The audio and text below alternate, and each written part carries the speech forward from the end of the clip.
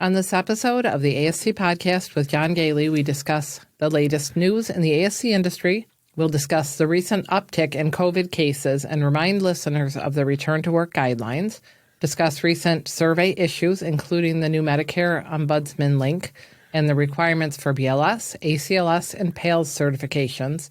In our focus segment, we discuss outsourced billing, coding, and collections.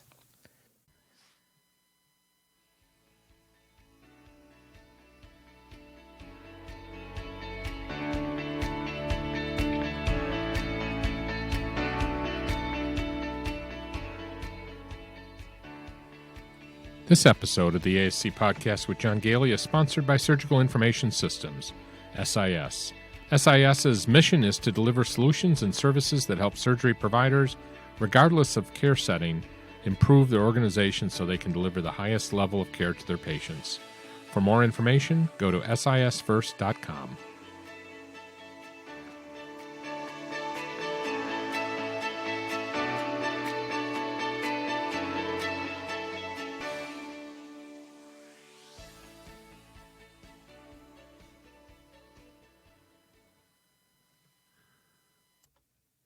Welcome to episode 196 of the ASC Podcast with John Goehle for August 15th, 2023.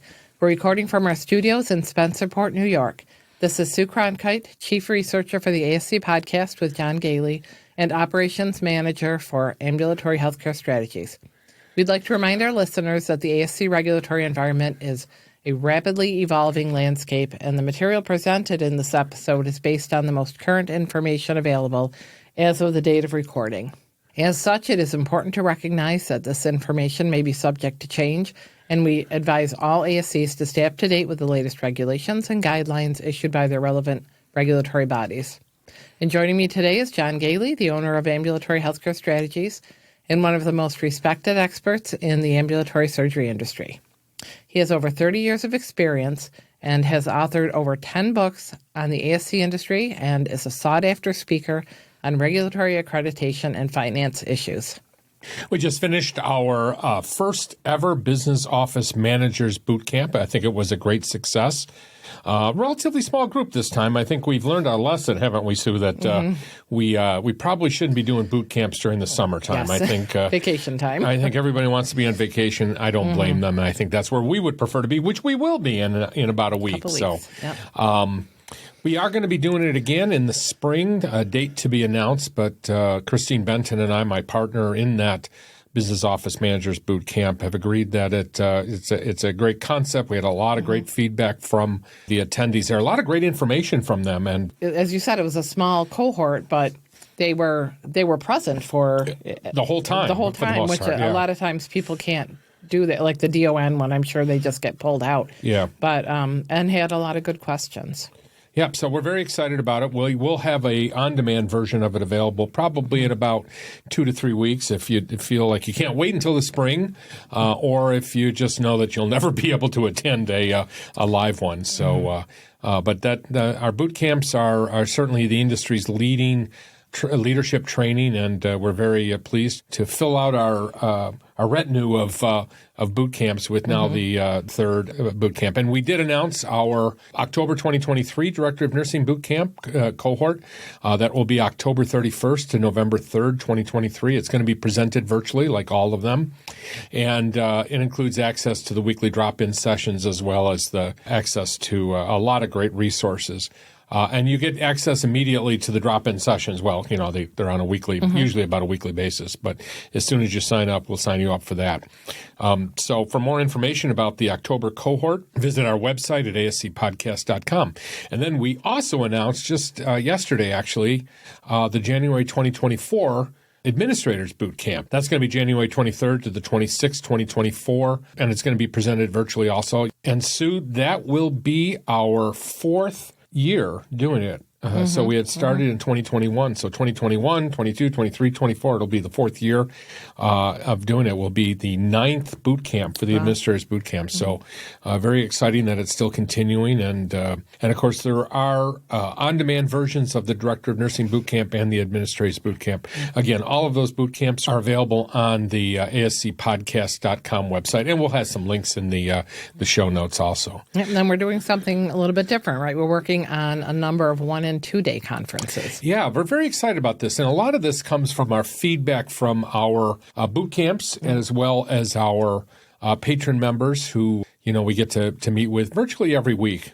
That's a pun, isn't it? Virtually every week. Yes. Oh, well, my sense of humor is lost on a lot of people, I'm afraid. But anyway, so we're planning in November doing a series of 3 different conferences. Sue, you and I have to update our 2021 conference on the conditions for coverage. So we'll do that. Again, we don't have the dates exactly here set, but we'll announce them very soon. So keep an eye out for first of all, the revised conditions for coverage conference with all the updated conditions for coverage. We're going to do the introduction of finance and accounting in ASCs. First of its kind. Nobody has ever done this before. That came out of the business office managers boot camp because people felt that there are some people who would need a really very basic course. And part of the reason is that, and I'm the one that wrote a book entitled Financial Management Made Easy for ASCs, and unfortunately the book is out of print, and I just haven't had the time to be able to write a new one. Not that I'm not going to try, but we figured maybe doing a one-day conference would be a good way to get that up to date. Really preparing people to take the CASC exam, as well as being able to get the very basic information, especially for nurses who have no background at all in accounting. Because people come to all of these jobs, the administrator, the DON, the business office manager, with such different backgrounds. Some people may have a bit of finance, some people know a lot about it, but some people really just don't have the basics, and you really can't move forward without, getting that foundation. Yeah, and then we're going to try our medical director conference again. Again, we did that in 2021. It's going to be on a Saturday. A lot of details still. We're going to be working with some anesthesiologists. We hope to pull that together. Last one, probably had about 12 or 13 people, which for medical directors is actually pretty good. But we hope to make it a lot bigger this time. So keep an eye out for those November conferences, the conditions for coverage, medical director, and an introduction to finance and accounting. And we always have that information, as you said, on the website. So, right. If you're ever looking for something, you can always check. And if the one you're looking for isn't coming up right away, you can get the recorded version. That's right. And in December, Christina Benton with Coding Compliance Management and I have decided to do a one-day finance and accounting conference to include an update on or the information about the final 2024 payment roll, as well as some finance updates. The agenda is still to be determined and the dates to be determined. So keep an eye out for that. So at least 4 different conferences coming up before the end of the year for you to keep an eye on. And then in January, February, we're going to be doing the Credentialing and Peer Review Conference. It will be a 2-day conference, which is an update to our 2020 conference. So we got a lot of work ahead of us, don't we? Also, we did launch the new ASC-Central website at ASC-Central.com. It's still partially under construction, but there's a lot of great resources there. That's where you can sign up for either the Patron Program or our Premium Access Program, which is an enhanced version of it that includes, by the way, the Premium Access Program gives you unlimited access to all of our conferences. So it's a great deal for the price. And the ASC Central website will also have information about our virtual and other on-demand conferences. And we'll provide links in the show notes for both of those websites. So let's move on to our recent news. Sue, there's been an uptick in COVID again. I guess this is going to be our life, isn't it? Yes, up and down. Yeah, and it came to us because one of our clients in particular had 10 staff out all at once with COVID. And they reached out to us for some guidance as to what to do, because even though we've been living with this, there's always this question as what is the current status. So let's start with some recent statistics. So for the week ending July 29th, COVID-19 hospital admissions were at 9,056. That's an increase of about 12% from the previous week. There were about 9,000 COVID hospitalizations during the last week of July, which was a 28% increase from a month earlier, according to the CDC. Now, I've been hearing these statistics and it sounds so alarming, but really it's still much lower than what we had in the past. There were 44,000 weekly hospital admissions in early January and almost 45,000 in late July of 2022, and 150,000 admissions during the Omicron surge of January 2022. So even though the percentages sound a little bit scary, we're at a whole different place right now. Right. So an Omicron subvariant known as ERIS, E-R-I-S, is currently the leading version of the virus and makes up about 17% of COVID cases in the U.S. And that's, again, according to the CDC. According to the World Health Organization, globally, nearly 1.5 million new COVID-19 cases and over 2,500 deaths were reported in the last 28 days. That would be from July 10th to August 6th. Just a reminder, though, the reported cases may not accurately represent infection rates because, not many people are testing anymore, right, or reporting. So then I kind of, go down the rabbit hole. I looked for information on the wastewater testing because I've heard a lot about that, but I really wasn't sure how well that worked. So on the CDC website, they talked about the wastewater surveillance. It captures the presence of COVID shed by people with or without symptoms, which is a really good point because then it doesn't depend how it's affected. People that don't have symptoms are obviously not going to get tested. So this is probably much more accurate. It's not part of the reporting. Yeah. By measuring those levels in untreated wastewater over time, the public health officials can determine if infections are increasing or decreasing. Wastewater surveillance can be an early indicator that the number of people with COVID-19 in a community, whether it's increasing or decreasing. And unlike other types of COVID-19 surveillance, wastewater surveillance doesn't depend on whether people have access to health care, whether they're seeking health care when they're sick, or, the availability of testing. So wastewater surveillance can be implemented in many communities since nearly 80% of U.S. households are served by municipal wastewater collection systems. So that really may be the most accurate way of doing it moving forward, I think. Right. And I think, one of the most important statistics to understand, and certainly as we continue with our conversation here, is that while the number of people that have been tested positive with COVID has been increasing. It's been going through phases, but it's up right now. Thankfully, the number of deaths is way down. So I think the natural immunity as well as the widespread vaccination is keeping those numbers making low. A difference. But still, we have to consider how we treat employees that are out sick with COVID or Never ending. Yeah. So I do want to remind you of the CDC guidance, and we'll provide a link to that guidance, which is, been around for a while.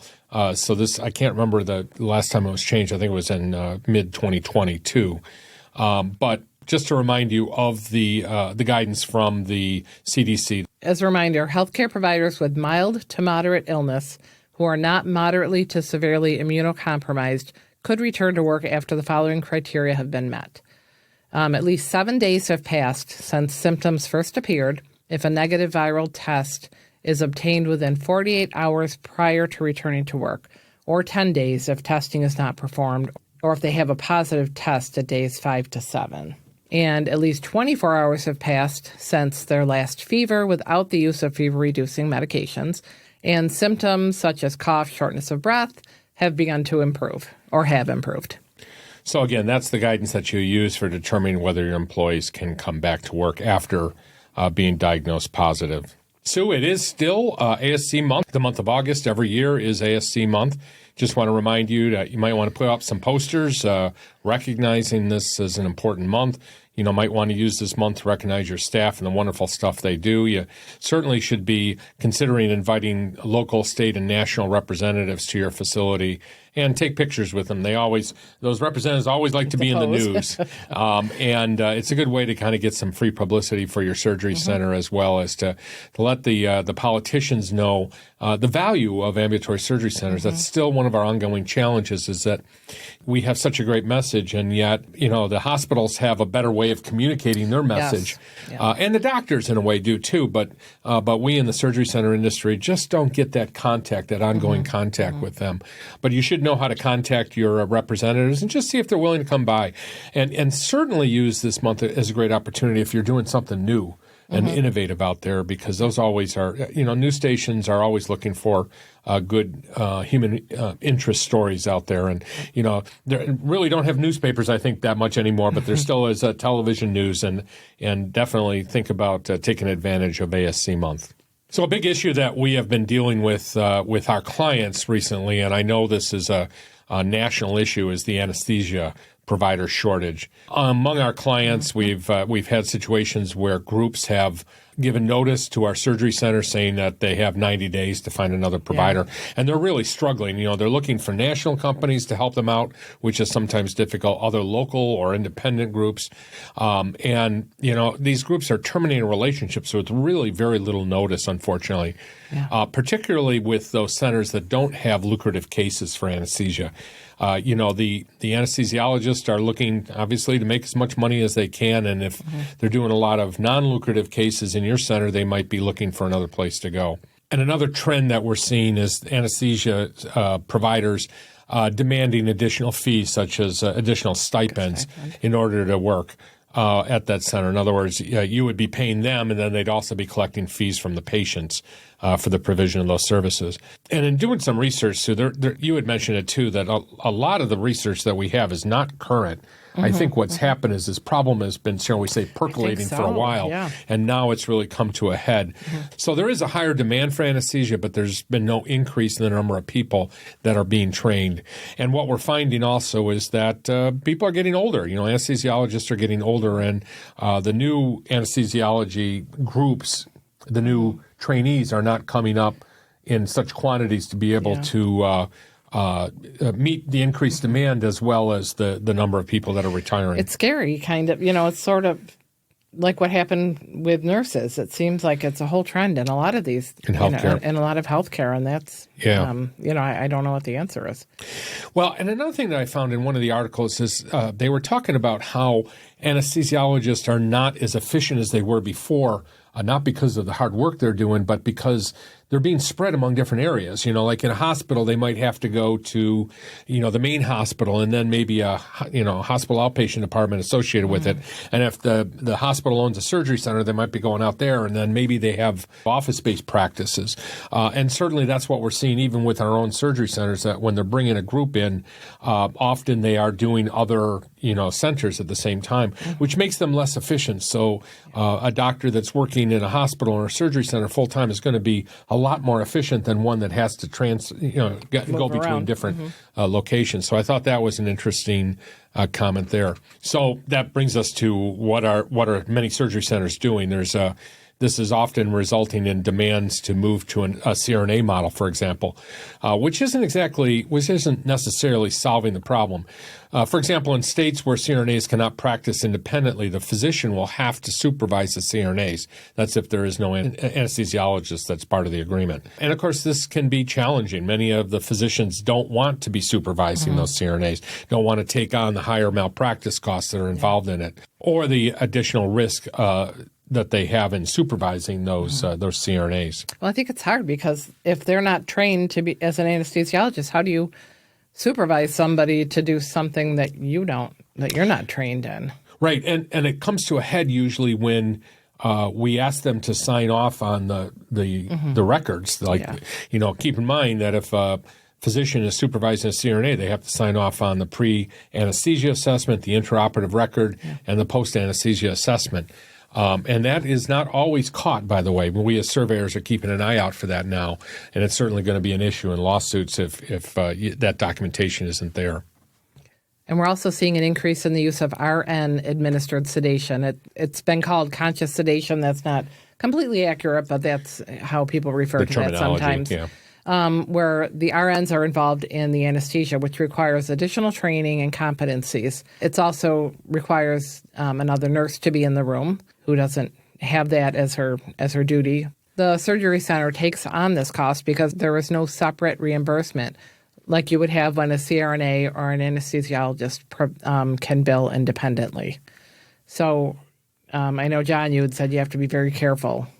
Yeah, I think we're very concerned. You as a nurse, of course, all of the nurses on our team in ambulatory healthcare strategies, even though you're all very capable nurses, there's just that level of comfort in taking on sedation. Even the training that you're provided still doesn't prepare you for being able to handle the types of emergencies that an anesthesiologist and a CRNA would be able to do.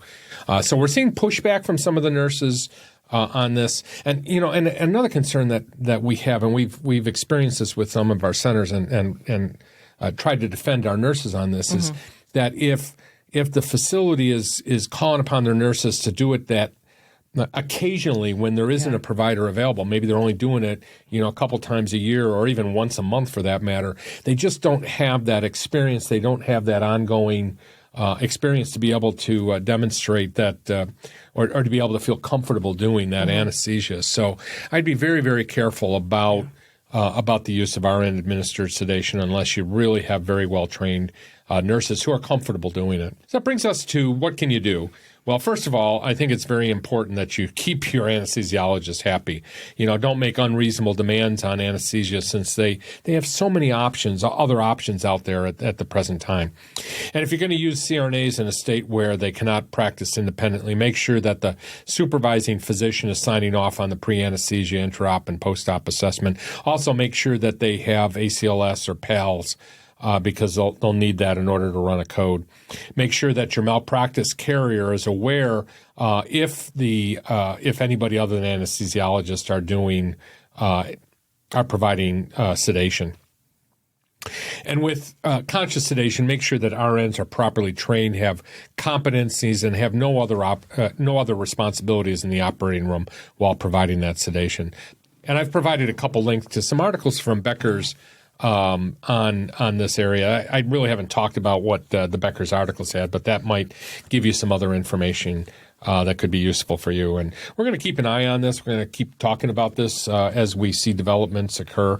We have a couple of speeches coming up in a couple of our state conferences, which I'm looking forward to hearing the experts talk about. So, Sue, I guess we are finding that childhood immunization rates are on the decline. Really a disappointing development as we, want to make sure that patients coming in are not going to, cause any problems. And we saw some problems in New York City, for example, when there was that outbreak of measles a couple years ago.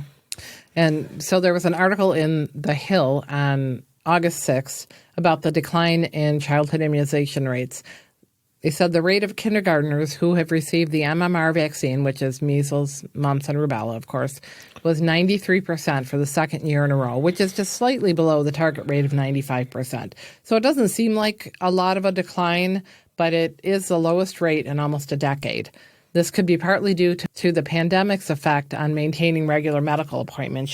Some people have kind of fallen behind in that. And, of course, the outbreak late last year in Ohio, which affected 85 young children, reminds us that these diseases are still out there and they spread quickly when they kind of reappear like that. Right. So I think the big takeaway from this is we might have to really up our surveillance as we keep an eye on what immunizations that patients or that children have when they're coming into our center.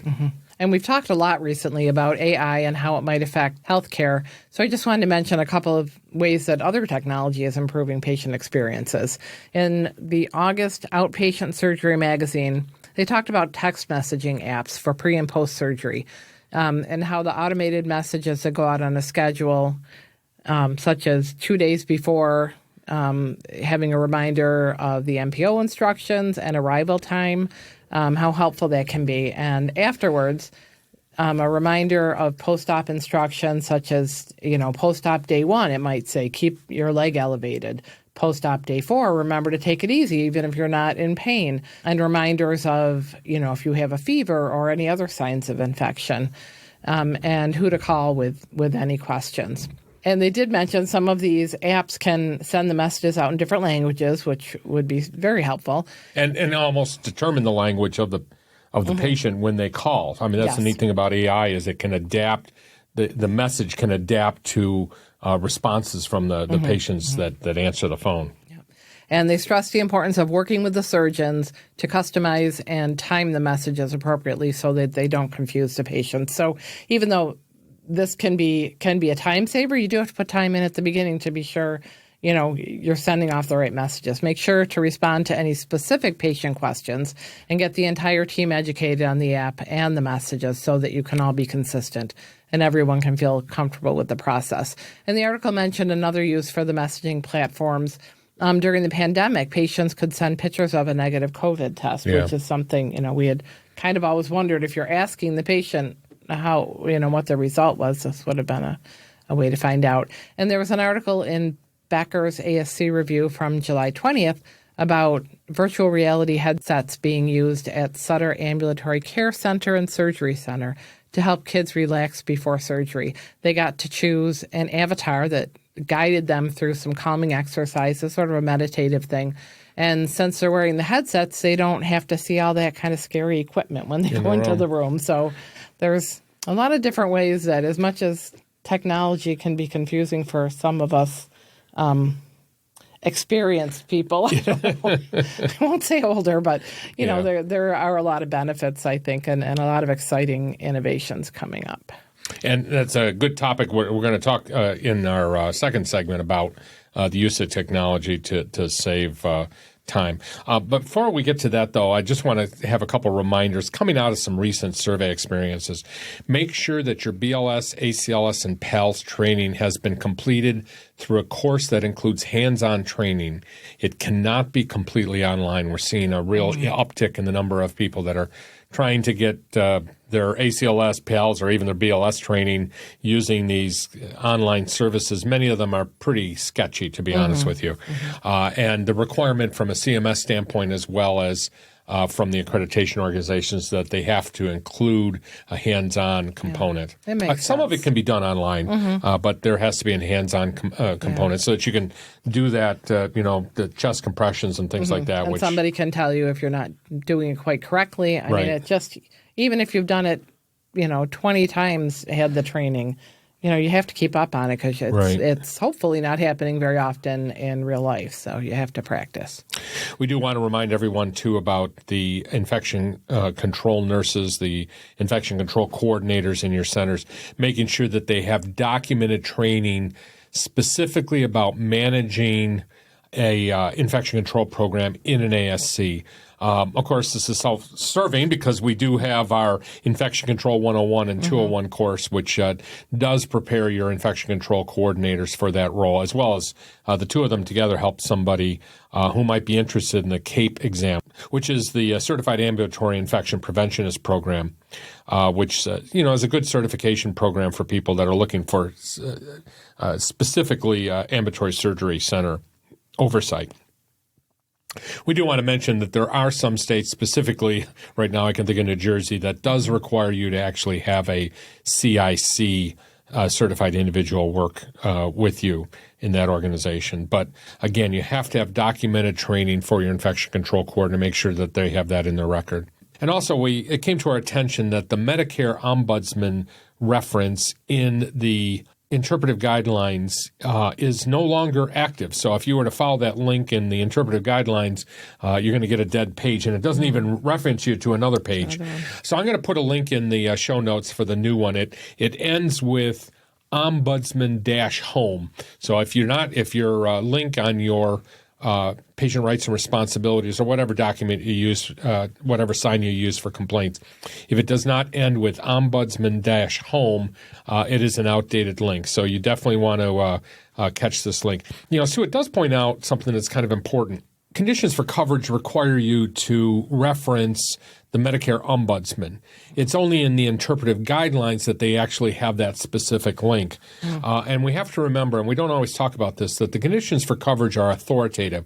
The interpretive guidelines are recommendations, which is why you still will get cited even if you follow the link in the interpretive guidelines.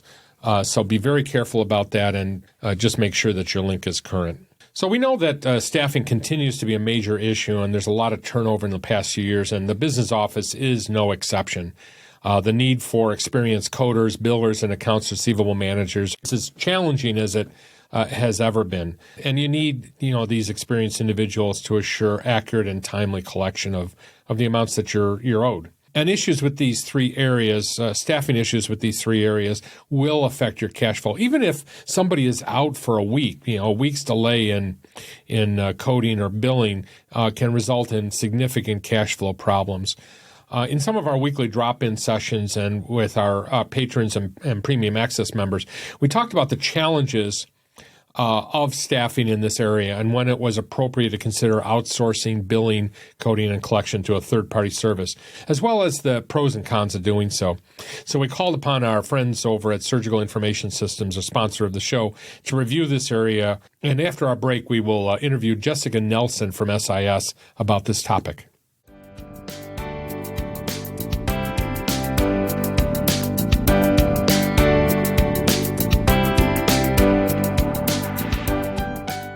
When it comes to the financial outcomes of your ambulatory surgery center, it has never been more important to maximize revenue, tighten the time to bill and collect payment, and reduce denials from payers. Yet without a keen focus on your revenue cycle, it can be difficult to achieve the results your center needs to remain profitable.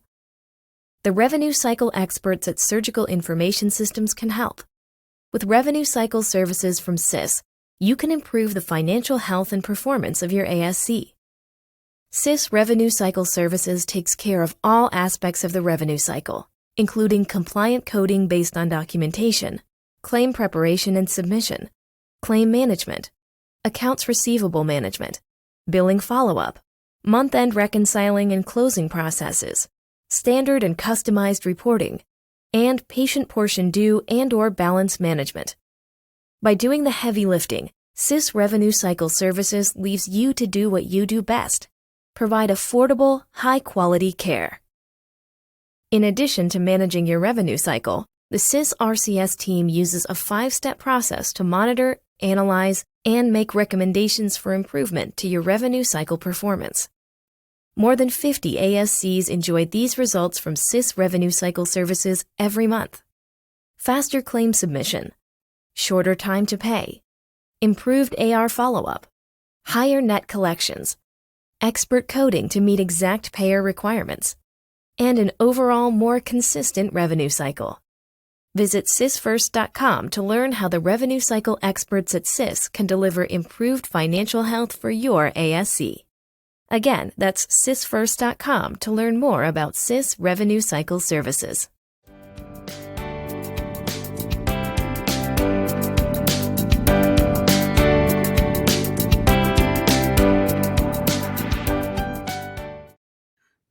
So for our focus segment this week, we thought we would focus on outsourced billing. It's become a very important issue lately with many centers, especially with staffing challenges that we have, the staff turnover that has been occurring recently. So I called upon my friends at Surgical Information Systems SIS to put me in touch with somebody that knows this topic very well, and they sent Jessica.Nelson. So welcome, Jessica, to our show.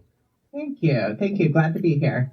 So I thought we would start by just talking about, where we are right now in the ASC industry, just kind of a discussion. I mean, I don't even know if you know this, but, how many centers, ASCs actually do outsource billing, if we have that type of information, or certainly where you are. Jessica works with SIS, and I'll ask you to introduce your what you do and what SIS does in this area to start. Sure. So, yeah, I don't have any statistics around, how many surgery centers out there are doing some sort of outsourced billing relationship or partnership. But out of the surgery centers that we provide billing to that use our product line, we've got about 75 facilities nationwide. So, and obviously that has been growing over the past couple of years with the challenges that's going on in our industry around staffing and even some of the post-pandemic effects of, payer responsiveness and delays and aged AR and just that portion of it continuing to grow. What do you think is the biggest driver? People coming on board. Do you have a sense for what is the major reason for your growth right now? Staffing. Yeah. Surgery centers having a hard time keeping billing staff or business office staff on board, mostly competing with these employees that are wanting to go to like a remote type of environment, or maybe have an opportunity in a big health system or a hospital system that they're going to. But it seems like the centers that are coming our way are like, our biller quit. Our coder ended up leaving unexpectedly, and we need someone to jump in and be able to help us through this time. So that would probably be the number one reason we see facilities coming our way. Another reason that I've seen recently, by the way, some of our organizations that have been going with outsourced billing has been because they're brand new. We've actually been opening centers. We love to say we don't do that as a business, but for some reason, people are coming to us a lot lately for new starts. And with everything else that's going on, it's the last thing they want to worry about is billing at that point. They might eventually think they're going to take it on in-house, but if they can deal with all the other things first and then just turn this over to somebody else to get things started. That's been my perception, because I'm finding among our clients, the ones that are almost always starting with a billing company are those that are startups. Yeah. The challenge there for them is just like you articulated. Finding the talent, or even having the resources within the surgery center to fully bring up a business office operation. Right. So this is kind of intuitive, but I'm going to ask the question anyway. How important is, making sure that you continue to build no matter what happens to the financial health of an organization? And what could be the potential, problems if you don't fix the problem right away? Yeah, 1,000% important to the overall success of the facility. And when you think about the new facilities that are trying to, get their surgery center going, build up their volume, build up their case mix, and oftentimes the billing side of it, because there's so many other priorities that they're doing, the billing side of it becomes a backdrop or something that they get to when that resource is available to get to it. So billing delays, ultimately, being a significant financial problem for the surgery center if they're not doing it right from the get-go. And then lack of follow-up to just being another area, not having someone that's consistently there to be able to follow up on their claims. Yeah, and that's a good thing. I do a lot of speaking about what to do when an accounts receivable crisis occurs, or actually I do a lot of speaking about what is a billing crisis. I again, kind of intuitive to people like you and me, but why don't we talk about that for a second now that I'm thinking about it, is, let's say that you're an established surgery center that's doing a lot of cases and you have full staff.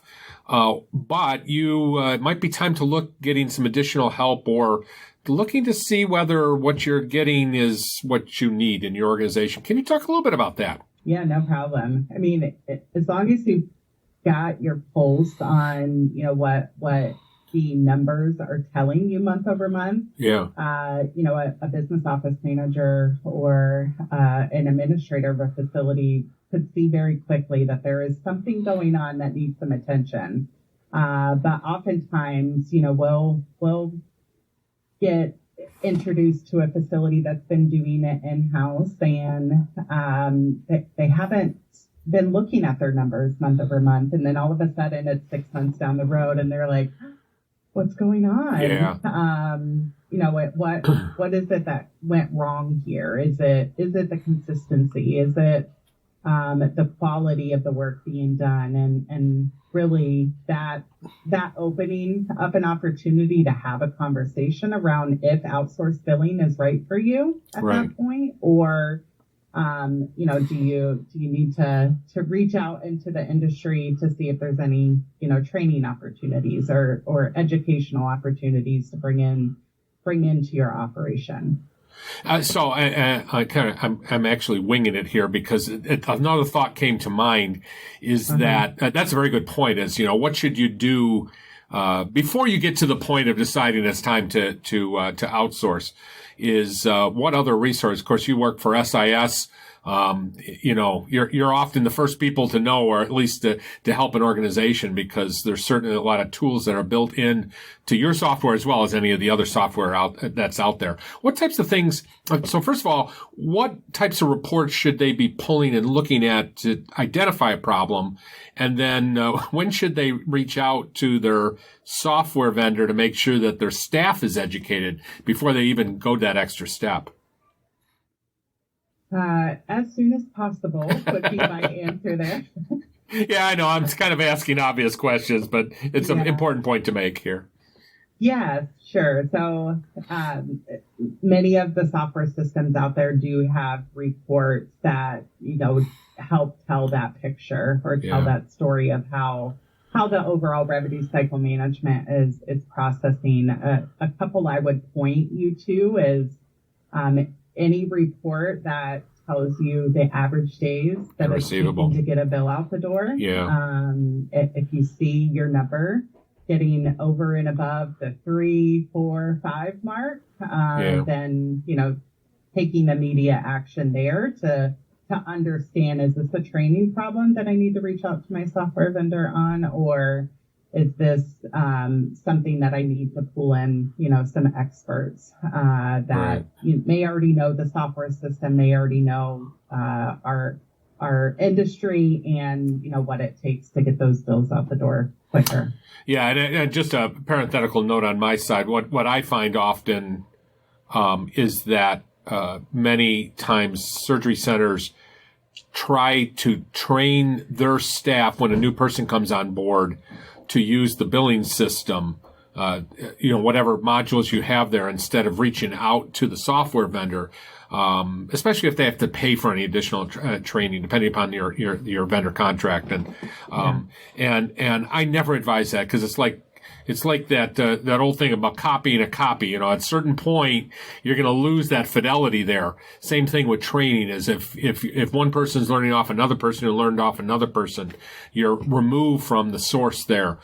So one thing to do is spend the money, to every time you bring on a new biller or a coder to give them the training right from the source there.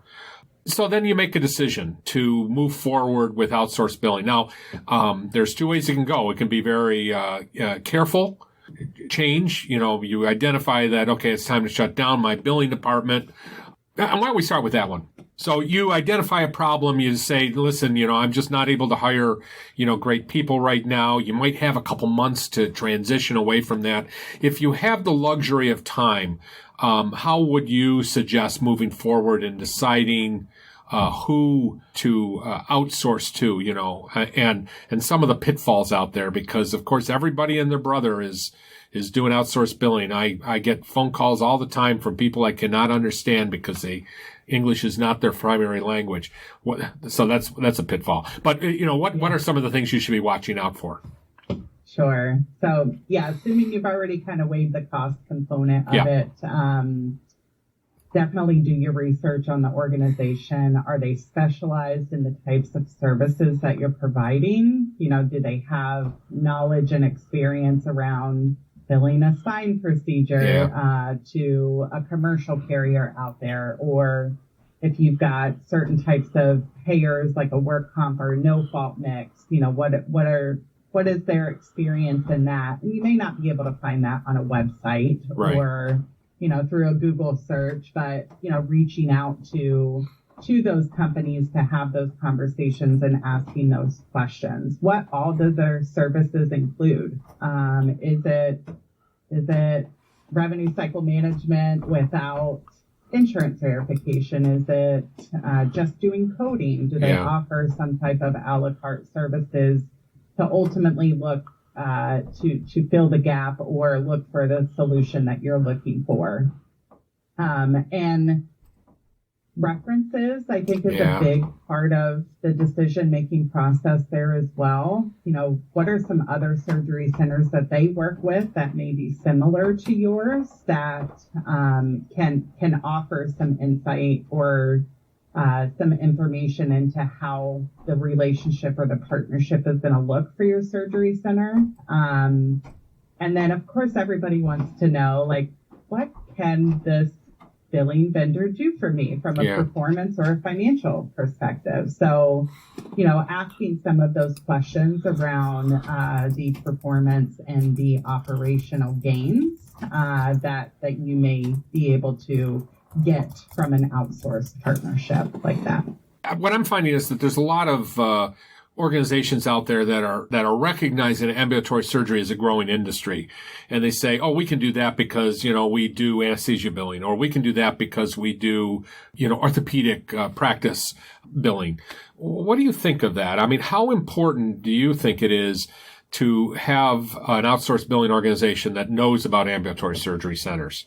Specifically. Really, really good point there, because, part of that due diligence or that vetting process as you're looking for your partner, if that's the route that you're going to go, is this a specialized part of their service offering, or do they just say that they're going to do it all? Yeah. They do the pro-fee billing and the anesthesia billing and the ambulatory surgery center billing.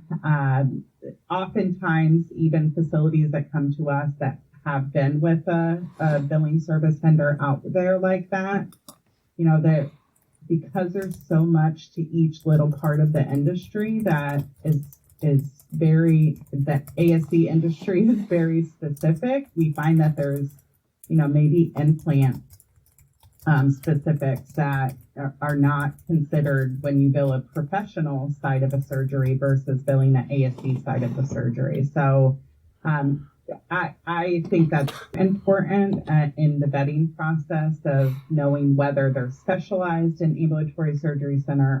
I would be very careful about going with an organization that has very limited experience with ASC-specific billing, because I've never really seen that work out very well. And certainly, this is another thing I'm very passionate about. You do not want to be the beta tester for an organization that says, yeah, I can do all these other things. You'll be my first client, but, we'll work it out together. Don't bother, because a mistake, talk about the consequences of making that wrong decision. And it's even important for us too, right? Yeah. Being specialized in ambulatory surgery center billing, we also have to look for other technology opportunities out there for us. And we will run into some of those same conversations of, okay, you offer this, but how many ambulatory surgery center clients do you have? And they're like, you'll be our first one, but we'll do everything for you. Yeah, that's right. So I agree wholeheartedly with that. Yeah.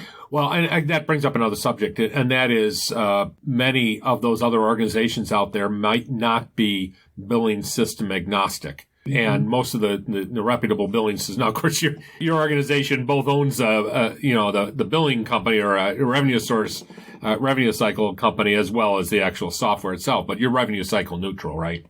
Yeah. And how important is that? I mean, my point being is you don't want to be in a position where you have to change to another software system because the billing company insists that you do that. That really does break that transparency for the surgery center and the business office and the administrator if there's a whole separate system that your billing vendor is doing everything out of. So, when you're talking to a billing vendor out there, definitely asking if that is something that's a requirement of theirs, that you use their billing system versus the billing system that you're buying from your software vendor that has all of the same functionality and modules and workflows built into it. That's right. And one point I'd also make, and I know you're very familiar with this too, is that when you're choosing that vendor, make sure that they're aware of any state requirements The best example I give is my home state here of New York. The billing company is also going to have to be able to provide what we call Sparks data. In other words, regular reports to the state in electronic format. And if you do not look into that when you're doing the outsourced billing, you're going to run into problems quickly. I know there's other states that have that type of requirements too. Yes, the great state of New York. Yes. And the great state of California. Yeah. And also any other state-specific issues. I know, workers' compensation, Medicaid programs can vary dramatically, and you need to have somebody, again, that has experience in being able to bill. In that case, not so much the billing, it's the follow-up, with the Medicaid and workers' comp, because there's a lot of follow-up on those. Yeah. Getting to know who to reach out to. We just had a situation with Medicaid, similar to like a work comp situation, because they're so state specific. Dental billing in an ASC is pretty standard. But in a state, for example, Idaho, that we're working with, they want us to bill a whole different code and then all of the decodes. That isn't a standard CPT code. So just knowing those intricacies based on the state, it is definitely important as well. So let's talk about the other way that you often have to decide to move toward a billing company. It's kind of what we referred to earlier. You're in a crisis. You've lost your coder, you've lost your biller, you've lost both your coders and your billers, which sometimes happens. And you're just, because of what's going on in the marketplace right now, that personnel, you can't find somebody. How important is it to act on it quickly, which we know the answer to that? And second is, how quickly can you make that change, and how quickly should you be prepared to make that change? Most onboarding or implementation of a client, just as an example for us, is 30 to 45 days. Yeah. There's a lot that goes into that, including enrollments with payers and clearinghouse setup and all of the payer portal access and the software access. But it depending on where you're at with your surgery center and what clearinghouse you use, it can be on the lower end or the longer end of that in the 45-day mark. And of course, depending upon how well your system is set up, if one of your reasons for losing your staff or having a billing and collection and coding problem is because the system is set up poorly, that could definitely make things a lot tougher. And of course, if you have to convert, we're finding situations now where people have, especially new centers, have been sold this software program or have adopted a software program that their practice uses and try to convert it over to an ASC and then realize after spending sometimes over, six figures to implement that system that they can't bill or they can't bill timely. So you need to be prepared for that too, is that even though you want to get an organization that is agnostic, there might be a situation where you're going to have to adopt a system that has actually been designed for ASCs to bill appropriately. Yeah, really good point. Really good point there. Well, another scenario that comes up for us too, for those existing facilities that, there might not be a crisis going on because, they've got good staff on board. But as they're looking at scale or growth within the surgery center, they're going to be adding a new case mix or maybe bringing on additional surgeons. Sometimes that's just also that pivot or that opportunity to say, okay, although we have good talent now, what is it going to take for us to get to that next level with these additional positions? And more the economy of scale that an outsourced billing vendor may have, and being able to help that surgery center move to that next level with their case mix or their volume. So that has been some conversations that we've had recently as well, as facilities are looking at what their next path is for billing and coding services. Now, there might be circumstances where a surgery center wants to continue doing in-house billing, but just can't locate somebody cannot find somebody to do that billing for them right now. Or they find the perfect person, but they can't start for 2 months. How feasible is it to do, a short-term solution? Maybe not for a month or two, but how feasible is it, and what types of arrangements do most billing companies require before they'll take you on? Yeah, I usually see it no less than a year as kind of that short-term solution for surgery centers. And unless there is a situation with a company where there's some offshoring opportunity, those kind of a la carte, I'll call them a la carte type services, like maybe you just need a AR follow-up person, or maybe you just need someone to post payments, or maybe you need someone to enter charges. Most of your revenue cycle management vendors out there are looking for 3, no more, or no less than 1 year terms. So just something to keep in mind as you're going out and looking for that solution to fill that gap that you're going through at that moment. Yeah, I think that's important for them to understand, is that if they are looking for just having a billing company do it for a couple months, that's just not going to work. Yeah. Or if they do promise that they're going to do it for a couple months, you might be wary of that company and their capabilities. What are you going to be cleaning up after? Yeah, that's right. Yeah, so it puts you in a worse situation. Well, and that brings up an interesting point, which I was just thinking about, is that sometimes it's better to wait to get the right. You don't want to jump into a relationship simply because they can start you up next week. You want to make sure that you're signing on with somebody, even if it takes a little bit longer, because you might pay the price later on. Yeah, that usually means they've got resources potentially that can either jump in right away, or they're going to try to find you someone real quick. Yeah. To be able to bring you on, and maybe that person that they're bringing on is not, already knowledgeable in the systems, or already knowledgeable in the industry. Or they just hired them because they needed to bring them on for your center, and you're going to have a delay there. Now, many of these outsourced revenue cycle organizations offer other types of services, which could be beneficial to the organization. Can you talk about some of those other types of services that many of these companies offer? I see mostly coding as a standalone type service, doing it specifically for the surgery centers, patient collections, early out opportunities for patient follow-up, statement generation, letter generation before it has to go to bad debt. Yeah. So you may hear that referred to as early out collections.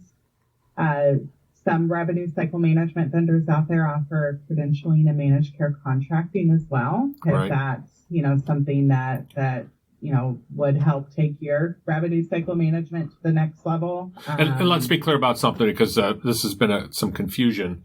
When you're talking about credentialing, you're talking about payer credentialing, where you're developing that relationship. There's also provider credentialing, where you and there is some crossover, admittedly, on this, but provider credentialing is what your surveyors like myself are looking at when they go in. But payer credentialing or insurance credentialing is when you're establishing the relationship and providing proof that those people can actually provide the services. Yeah, the physician. Those are the most common ones that I see with outsourcing organizations.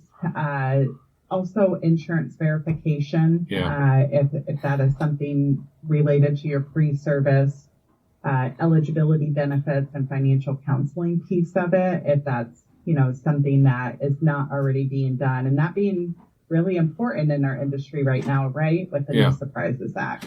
Actually, I want you to talk about that for a second, is because I think that is one of those things that people are really struggling with, especially if you're a small operation. One could argue that the Surprise Billing Act, depending upon the volume of out-of-network and self-pay that you might have, could be reason enough just to give up and outsource. Yeah, it's all newer to everybody in the industry right now, but really identifying what your processes are going to be so that you can comply, and you're not having to go down the route of the complaints or the IDR processes, the dispute resolution processes with the payers, if a patient ends up, sending in a complaint. And Jessica, what about contracting? There are some revenue cycle organizations that are offering contracting with insurance companies too. I don't think it's that common, but that might be something also to look into. There are opportunities out there, and that would include the managed care contracting, the actual negotiation with the payers, as well as, the data gathering and everything that's needed to know what you need to go back to the payer with. Right. There is a component, I think, that many revenue cycle management companies out there do, although it may not be contracting in a sense. It is helping to provide some insight into, all right, what are other ASCs getting reimbursed for procedures? More of that data analysis piece of it that it is part of a normal service offering with an outsourced vendor. And then lastly, once you establish a relationship and outsource your billing and code and or coding services to another company or to an outsourced company, this is one of my favorite topics. How important is it for you to monitor their work to make sure that they're doing their job, and what kinds of things should they be doing to do that monitoring? Yeah, I'm a proponent of this being a partnership with the facility, and as a revenue cycle management leader in our industry, your revenue cycle management vendor should be giving you data so that you know where the surgery center, the overall operations and the financials are at, whether that's on a weekly basis or a monthly basis. If you're not getting that today, I would recommend at least asking your vendor or figuring out how to run those reports out of your software system to monitor at least monthly.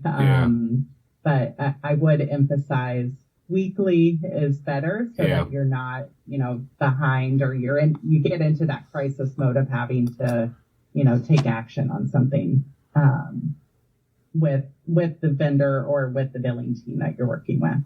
Yeah, and I absolutely agree. And one of the comments that I make when I'm speaking about this topic in particular is just because you outsourced your billing and your coding doesn't mean that you don't have to worry about, double checking the work.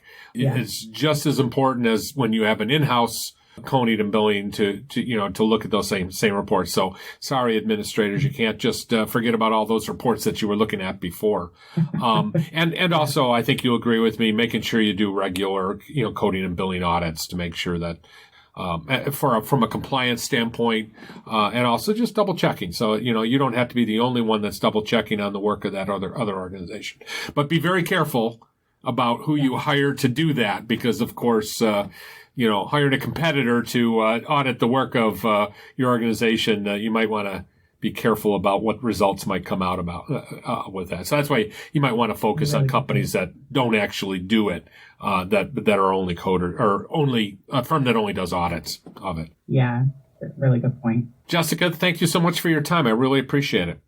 No, thank you, John. I appreciate being on with you today and getting to talk about the revenue cycle management world. So.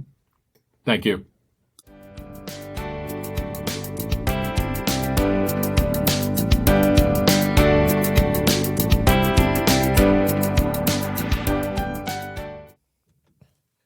In this segment, we provide an update on upcoming topics for the podcast, our upcoming virtual conferences, and upcoming speaking engagements for John and his staff, as well as other events in the ASC industry.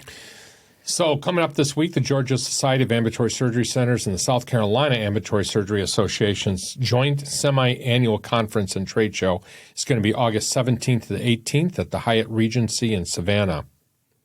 The Illinois Ambulatory Surgery Center Association's 2023 annual meeting will be August 24th and 25th at the Hyatt Lodge in Oak Brook, Illinois. John will be speaking at the conference, and he's been asked to actually do a second session. Yeah, I think one of the speakers bowed out, and they asked me to do another session. I still don't know what I'm going to talk about, but I'll work on that in the next couple days. And the California Ambulatory Surgery Association Conference and Exhibits is going to be September 13th through the 15th at the Portola Hotel and Spa at the Monterey Bay Inn in Monterey, California. And Sue, unfortunately, we wanted to go out there this year, Yeah, it's beautiful but we there. have other conflicts. It's quite sad. We love Monterey. It's such a beautiful area. And California is such a great conference. But Yeah, Not it's this high, year, we won't be able to really. If you can make it out there, they do a fantastic job. Yeah. And the Ohio Association of Ambulatory Surgery Centers Annual Education Conference and Exhibition is September 19th and 20th at the Hilton Polaris in Columbus, Ohio, and we will have a special episode including interviews with some of the speakers. Yep, and I don't think you're going to be coming with me, Sue, so I don't know who my co-host is going to be while I'm out there, but unfortunately we've had some scheduling conflicts with that. And the Idaho Ambulatory Surgery Center Association's annual conference is going to be September 21st and 22nd at the Hilton Garden Inn in Boise, downtown. And the New York State Association of Ambulatory Surgery Centers 2023 annual conference will be held October 4th to the 6th, 2023 at the Desmond Hotel in Albany, New York. John will be speaking and moderating some sessions, and we'll have a special episode with interviews. And we're also going to have our annual New York State client conference there in the morning of the 4th, as well as 3 training programs. So it's a real, if you are from New York, there's going to be a lot going on at that conference. And of course, because we're based in New York, we tend to have a very large presence there. And the Washington Ambulatory Surgery Center Association's annual education conference and trade show is November 9th and 10th, 2023 at the Tulalip Resort and Spa in Tulalip, Washington. I'll be speaking there again, and hopefully we'll do another special episode there with interviews. And don't forget about all of our boot camps, which we talked about earlier, and there'll be links in our show notes. And we also have a lot of other recorded events. They're all available on ASCPodcast.com. Don't forget about our existing credentialing conference, the Fall 2022 Finance and Accounting Conference, the Conditions for Coverage Conference, the Medical Director Conference, and all of our on-demand Director of Nursing and Administrator boot camps, as well as the Multi-State Conference, which is a good way to pick up 16 credit hours if you're looking for AEUs. And we want to remind everyone to become a patron member of the podcast, also known as ASC-Central. It's an exclusive membership website that provides a one-stop regulatory and accreditation compliance, operations, and financial management resource for business administrators, nurse managers, and business office managers. And resources include access to some of our virtual conferences, links to various resources, policies and procedures, forms, drills, discounts on services and books, and access to AEU credits. Membership helps to defray the cost of producing the podcast, including research staff, travel costs to conferences, equipment costs, and production costs. And for more information, please visit us at ascpodcast.com. And thank you for tuning in to this episode of the ASC Podcast with John Goehle. We hope you found this discussion to be informative and engaging. If you did, we encourage you to share it with your friends and colleagues in the ASC industry. And don't forget to hit the subscribe button so you never miss an episode. We'd like to give a special shout out to our amazing team who make this podcast possible. Our sound editor, Susan Cronkite, myself, our executive producer, John Goehle, and our dedicated research team, Jenna Alvarez, Judy D'Ambrosio, Alex Borneman, Zach Kelleritis, Amy Cronkite, Lori Rodericks, Kathy Fody, Donna Macchio, Ann Geyer, and Christina Norman. We couldn't do it without them. Our music is provided by Media Sushi and Mike Noah, and the ASC Podcast with John Goehle is hosted on Podbean and is available on all major podcast platforms. We look forward to bringing you more exciting discussions and insights in future episodes. Thanks for listening. This episode of the ASC Podcast with John Goehle is sponsored by Surgical Information Systems, SIS. SIS's mission is to deliver solutions and services that help surgery providers, regardless of care setting, improve their organization so they can deliver the highest level of care to their patients. For more information, go to sisfirst.com. This podcast is an educational and operational tool and is not intended to be a comprehensive resource for all rules, regulations, and standards that an ambulatory surgery center must meet. The advice provided should not be considered as, nor does it constitute legal advice or opinion. When reviewing specific situations involving legal and regulatory issues, attorneys and other professionals should be consulted. This has been a production of Eden Group Development. All rights are reserved. If you're interested in advertising or sponsoring the ASC Podcast with John Goehle, please email us at info@ascpodcast.com. We would love to hear your questions and comments. Please email us at comments@ascpodcast.com.